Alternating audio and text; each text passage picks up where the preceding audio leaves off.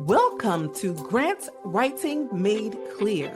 The truth is, the grant writing process isn't always clear, but with the right guidance, proven actionable strategies, and expert insights, the process becomes easier, simpler, and yes, clearer. I am Dr. Trenette, your host of Grant Writing Made Clear, and a former nonprofit president turned distinguished professor and behavioral scientist with 2 decades of grant writing experience. I remember what it was like to be a busy nonprofit leader with little time but big financial sustainability concerns. Over the years, I have transformed my skills from securing $1,000 foundation grants to winning multi-million-dollar federal grants. I created this podcast in response to the grant writing coaching requests I've received from nonprofit leaders, entrepreneurs, and professors over the years. Join me each week as I reveal insider strategies and share key lessons that turn wishful thinking into winning applications. Pull up a seat and get ready to be inspired, empowered, and transformed. Whether you're a beginner or a pro looking to sharpen your skills and create a life you love, you're in the right place, my friend. Let's get started.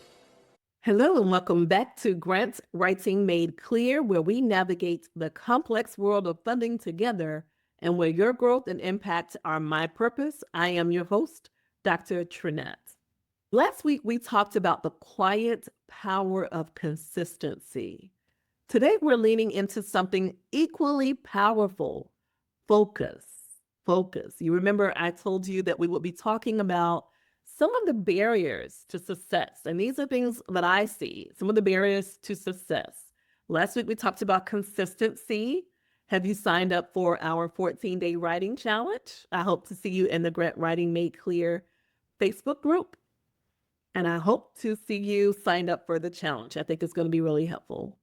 So again, today we're talking about focus. Now, I know focus is not flashy. In fact, in many circles, it almost feels rebellious, taboo. We live in a culture that celebrates being busy, being a hustler, juggling multiple roles, answering every email before 9 a.m., joining every committee, doing every task.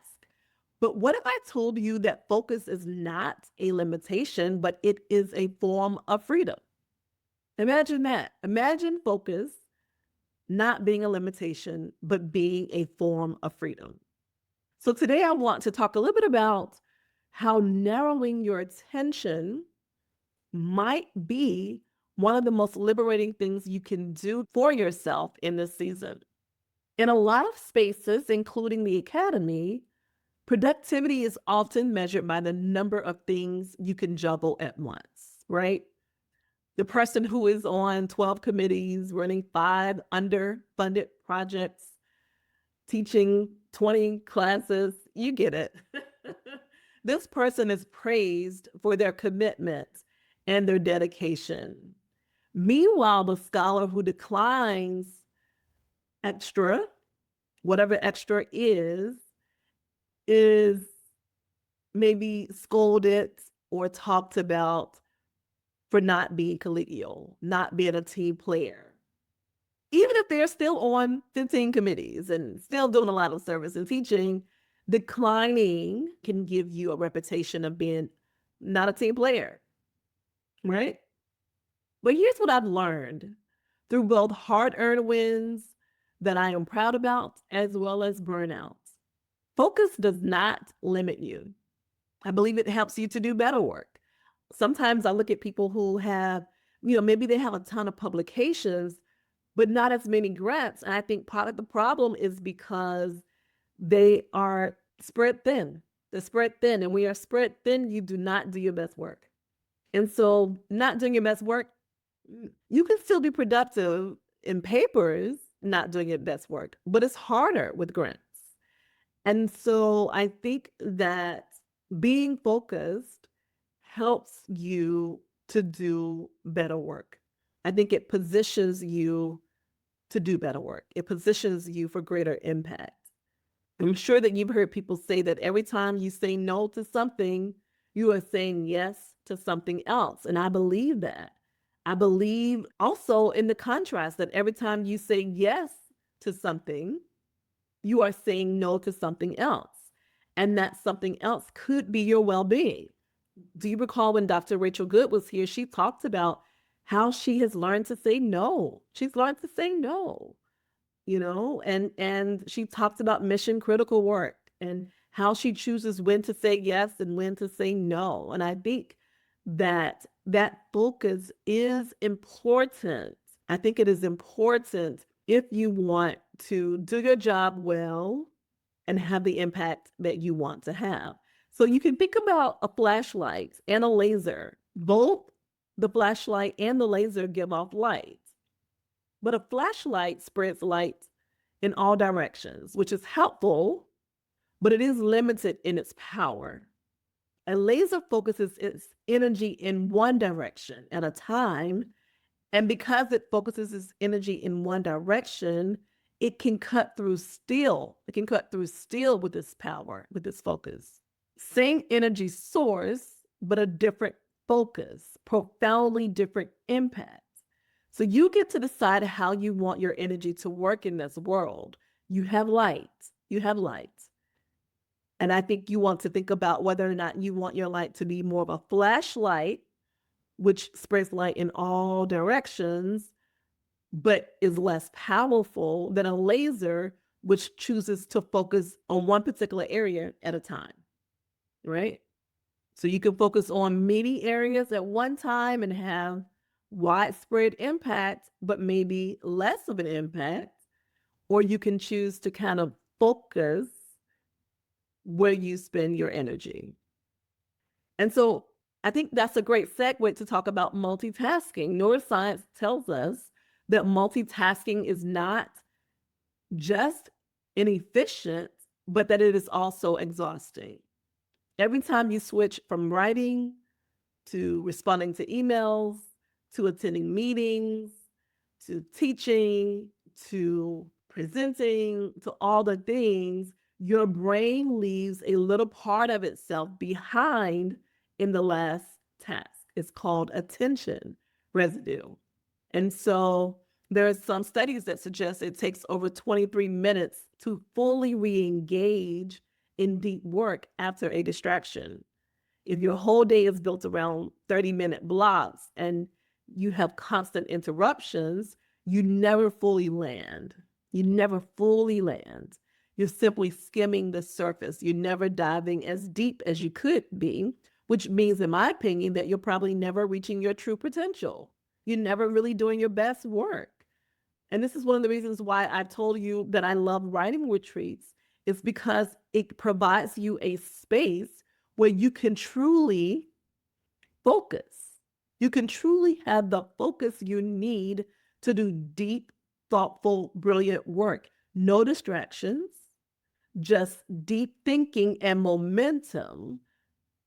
And so that's the reason why I encourage writing retreats, because it gives you the focus to think deeply, and you don't have to have that disconnect where you're losing time and your attention is scattered.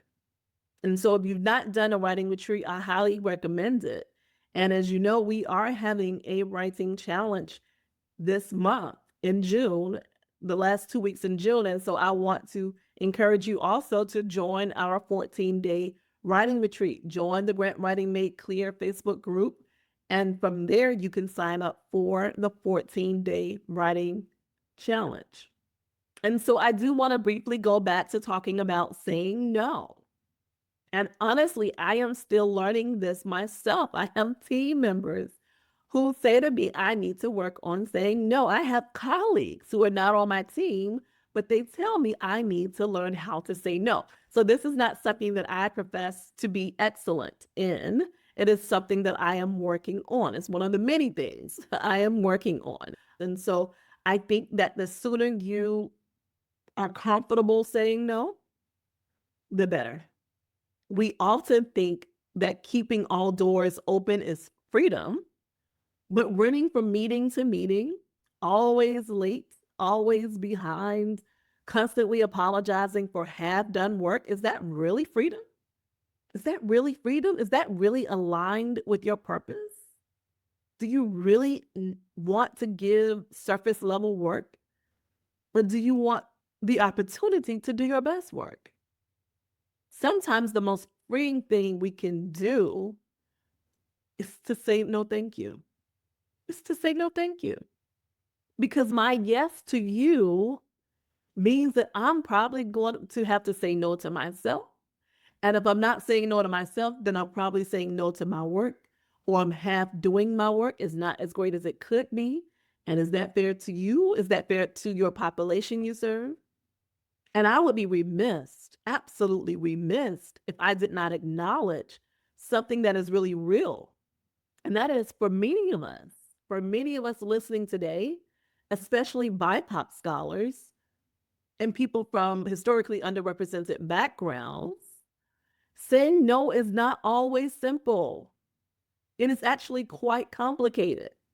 There are politics, there are power dynamics, pressure. So this is not about perfection. This is about intentionality. This is about saying yes in ways that are strategic, saying no's in ways that are thoughtful, being clear on what you are building, and being clear about what no longer fits.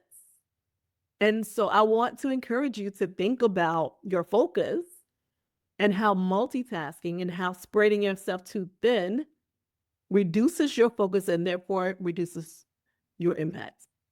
And so I've talked about how it is more challenging for BIPOC scholars. It absolutely is. I'd be lying if I said anything otherwise. But it's also more challenging for junior faculty. And so if you are junior, I recommend that you consult your mentors about when to say yes and when to say no. And not only the when, here's something I really want you to hear. Not only when to say yes and when to say no, which is very, very important, but also how to say no.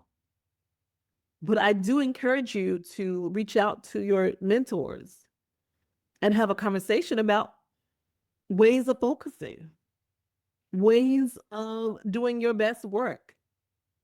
Maybe it means also meeting with your supervisor.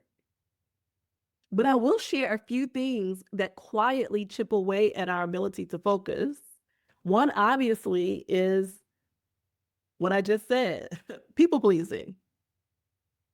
That's what we really call it, people pleasing. It can be hard to say no, especially if you're in certain fields or have certain personalities. It can be hard to say no. But again, saying yes to everything means saying no to yourself or saying no to your work, which reduces your potential impact with your population. Another reason why it can be hard for us to focus is sometimes we think everything is urgent, but not everything is urgent. We have to slow down enough to sort the urgent from the important, right? Slow down enough so that you can prioritize and be clear about what your next steps are. Another thing that can really challenge our focus sometimes is administrative accumulation, roles that pile up over time, be it leadership roles or maybe is service obligations. Unless we regularly reassess what's on our plates, these activities quietly consume us. And so I do want to offer a few strategies for your consideration. First, let's start with a mission-driven statement. I want you to write a mission statement for this chapter of your life. What is your mission right now? And not a vague aspiration, but a concrete statement of your desired impact. And then after you write your mission statement, I encourage you to read every opportunity through that lens. If it doesn't move your mission forward, it's probably a no. Again, going back to Dr. Rachel's feedback, she talked to us about mission critical work. I do think it is important for us to distinguish between mission critical versus other types of activities. We have to learn to prioritize. We have to learn to say no. I've talked about the environment quite a bit. And so I do want you to think about designing your space for deep work. Create zones, physical or digital, where only certain tasks happen. Maybe your writing desk is device free, or maybe you set boundaries on notifications. Because when your space signals focus, your brain will follow. And so I talked a little bit about administrative accumulation and how these roles kind of accumulate and we don't really take things off our plate. And so I do want you to engage in strategic subtraction. And that is for every new yes, there should be a no, right? So every time you add something to your plate, you should be thinking about what you will remove from your plate. This forces you to make space and to protect your energy. It is similar to decluttering your home, right? Some of us have these kinds of rules at home. For example, you may say, every time I purchase a new clothing item, I will give away 2 clothing items, right? It helps you to declutter your home. And so in the same way, you want to make sure that you are decluttering your workload, your time. So every time you say yes to some service, yes to some grant, you should be thinking about what you're going to remove from your plate, even if only temporarily, right? So right now, some of you know that I am an NIH Standing Study Section member, and I am happy to serve in this role. It is absolutely an honor, and I take it seriously. However, it is a lot of work. It is quite intense. And right now, I am reading grant applications because we have study section in June. And because of the high workload, right now, I am saying no to a lot of extra national service because I have to be thoughtful about how I spend my time. And so you have to be thoughtful about how you spend your time. If you've said yes to something, it may mean that any new similar invitations that come your way, you say no to until something else can come off your plate. And so I want to encourage you to maybe draft boundary scripts, right? Draft how you will say no to people and gracefully practice it ahead of time. And sometimes people ask you verbally, and so you need to have the language prepared to respond verbally. Or maybe you can say to them, thank you so much for this invitation. May I have time to think about this and get back to you? But you do want to think about how to respond no. Again, the how is also important. So how to respond no verbally and in writing. I remember one time, again, because it's something that I know is really important, and the how is so important, I've been watching how people tell me no, right? And so when I'm asking people to do service, I do pay attention to how people tell me no. And I remember one time I asked someone, I think may have been a dean, to do a service for us. And the person replied with something I thought was so graceful. And it was something like, I really wish I could do this, but I have to decline due to competing demands. And I just loved it. I thought it was so nice. I really wish I could do this. This is great. I would love to do this. But unfortunately, I have to decline due to competing demands. And so I do think you want to think about graceful ways of saying no. I also want you to think about your calendar and whether or not what you're doing is congruent with what you think you're doing or with what you need to be doing. So here's your homework. Do you have pen and paper? I want you to print out your calendar from last month. So print out May's calendar, or maybe you want to go back to April. Print out that calendar. I want you to highlight in green the tasks that align with your mission that you wrote earlier, which is also part of your homework.